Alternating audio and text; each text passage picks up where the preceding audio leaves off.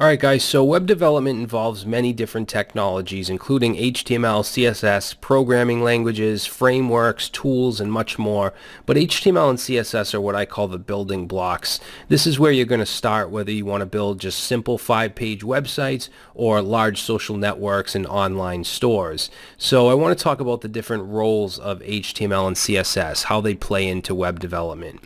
So HTML is actually short for Hypertext Markup Language, and that's exactly what it is. It's a markup language. Many people that are brand new to web development think it's actually a programming language, but it's not.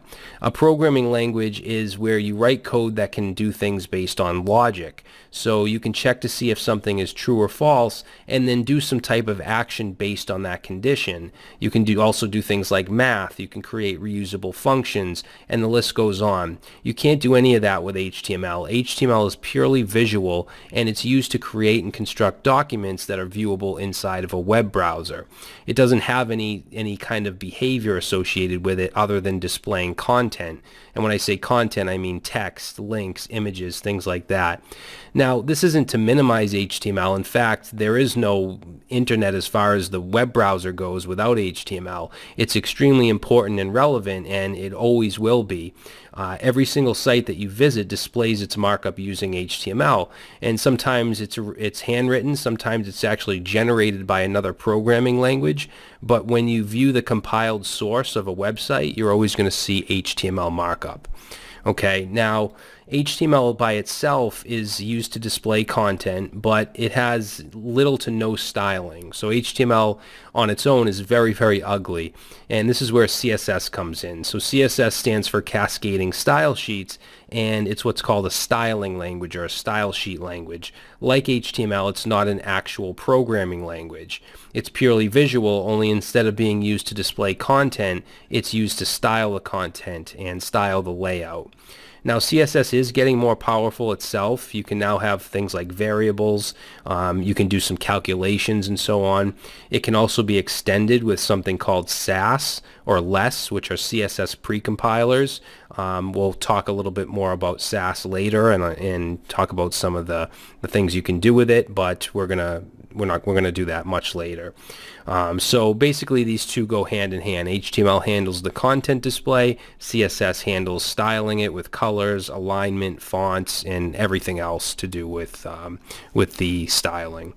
Now, as I said, web development includes a huge range of technologies to the point where sometimes it's very overwhelming. But these two are the building blocks because no matter how complicated the web application, it still uses HTML and CSS to display the visual appearance. Let's take a web app like Facebook or Amazon. These are huge web applications that do things like have user accounts. You can sign up, register. You can create posts on Facebook.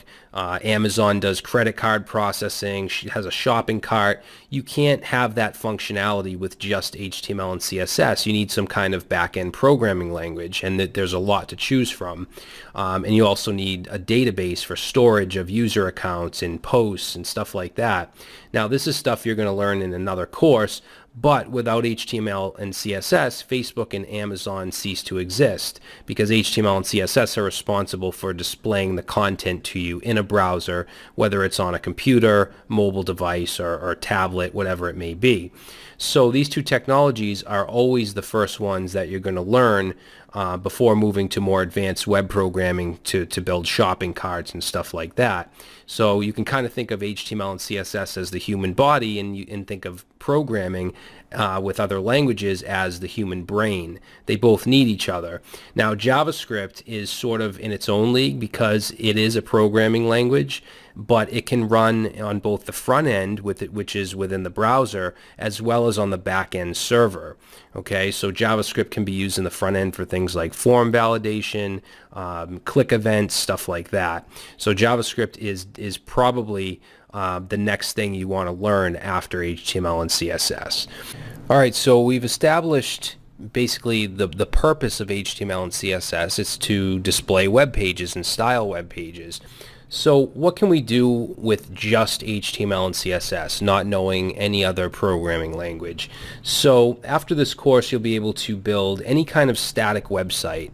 And by static, I mean still. So something where you're not creating user accounts, you're not creating posts, things like that. And a good example of a static website is, let's say, a portfolio to display some of your projects.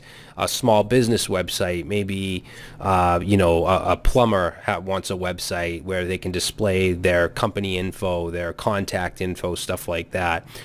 Plumber, construction, flower shop, anything like that. Also informational and brochure websites. Okay, you can build some really, really beautiful stuff with just HTML and CSS. You just can't have that special kind of functionality like a shopping cart or something like that. You're going to need to learn more to do that stuff. You can also build the visual part of anything. So even an online store or a huge social network like Facebook, you could build basically the shell of it. You'll just have to have a programmer add the life to it where you can actually click post and have it post, or upload an image or something like that. Okay, so you can do this stuff with just HTML and CSS, and I'm going to show you all of this throughout the course. Alright, so that's it, guys. In the next video, we're going to start to set up our environment. We're going to need something called a text editor so that we can actually write our HTML and CSS. We're going to use something called VS Code, and we're going to install some extensions to allow it to do some extra things for us. And of course, you need a web browser. We're going to talk about all this in the next video.